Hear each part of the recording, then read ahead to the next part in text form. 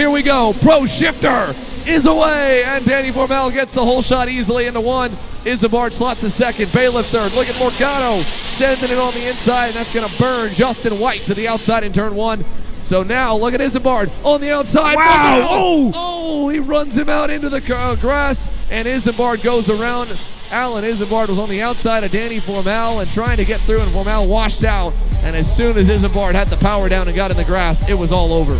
And I said it before the race even started, anything off track is going to be super slippery. And when you go out there, that's going to be the end of your race. And we saw that right there with Alan Isambard. Now it's Gavin Bailiff up in a P2. And side by side, Cooper Becklin and Mateus Morgado.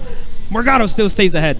Here's the thing, Alan Isambard held the clutch in and got back going. He's at the back of this train. That could be an incredible drive. Alan Isambard could get all the way to the front. What would help him out a ton right now is if either Mateus Morgado or second place, Gavin Bailiff could get up there because he's already around Justin Garrett. And now he's just got to pick off about 8 more cars, and hopefully the big man doesn't get too far up the road by then. So now with 10 minutes plus a lap to go, Morgado trying the inside on Bailiff, couldn't do it. Tries again in turns 2 and 3, closing up as Isambard picks off another one. He gets by Vincenzo Saraceno. Formal's lead starting to open just a bit as Morgado sends down the inside in turn 4. Side by side with Bailiff, he's through for second. Yeah, and we saw Bailiff had a handful of pace there in the pre-final. Now down the inside, not close enough. Morgado going to stay in second. We saw Bailiff with a handful of pace in the pre-final, and it seems like he's struggling here in the early stages of this one. Ramnarayan in that group. Martella side by side. And Alan Isambard, a 2-for-1 move, goes around Martella and Ramnarayan there to make up 2 spots. Skitchy Barnes and Justin White, the next drivers. He's 6 seconds away. Is a big mistake for Gavin Bailiff. Around out of turn number 1 and 2. Got out into the curb, got into the water, and he is able to keep it going as now Skitchy Barnes gets alongside the master shifter driver, having fun with the pros. So now look at Formal here as he comes out of turns 5 and 6, already opening the gap to 1.5 seconds. Here comes Isambard inside on Barnes, and oh no, wow. Just taps into Michael Riccio there in turn number 5 and 6 as they were tiptoeing, and now Isambard, he's just trying to make up for lost time as he gets by on Skitchy, and that'll put him into the top 5. 5th position now for Alan Isambard. And already closing down to the Trinity Karting Group driver of Gavin Bailiff. Let's see if Isambard can get it done into turn number 4. We've seen a lot of moves here by him, but turn number 5 seems to be his best bet as it stands. No, it's going to be turn number 4. Down the inside goes Alan Isambard side by side, and these two have come together multiple times this weekend already, and the story continues here in the final. Down the inside goes Isambard on Gavin Bailiff. He gets cleared. Bailiff there on the rear bumper, and side by side they go.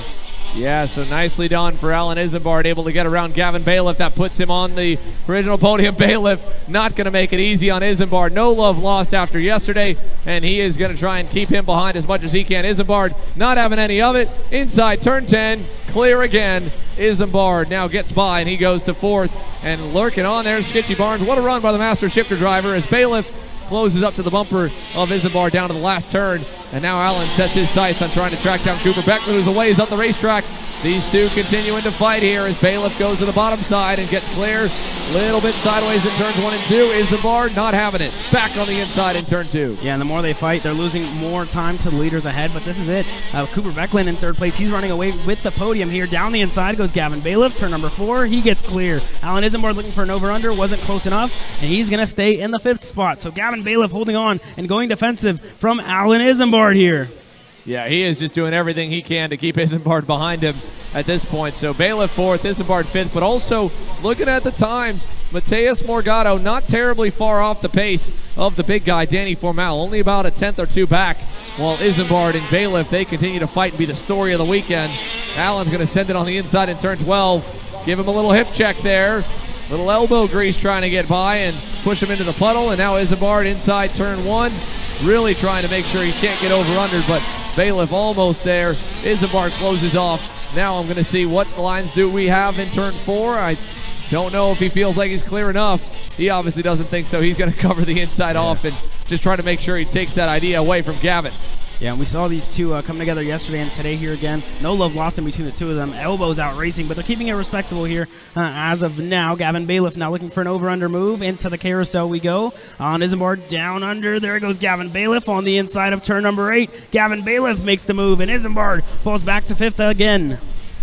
Yeah, this has got to be really frustrating for Alan Isambard. He's had speed in the past here that it should have been challenging Danny Formal for the win. Instead, this weekend has turned into him fighting for second or for third, or in the case of right now, for fourth, while Cooper Becklin on his debut. Wow. Oh, wow. Big moment there in turn number 12. He finally feels like he's got a good home with RPG, a year and a half into it, super comfortable with the package, and they have figured out that Vortex-powered KZ to his liking.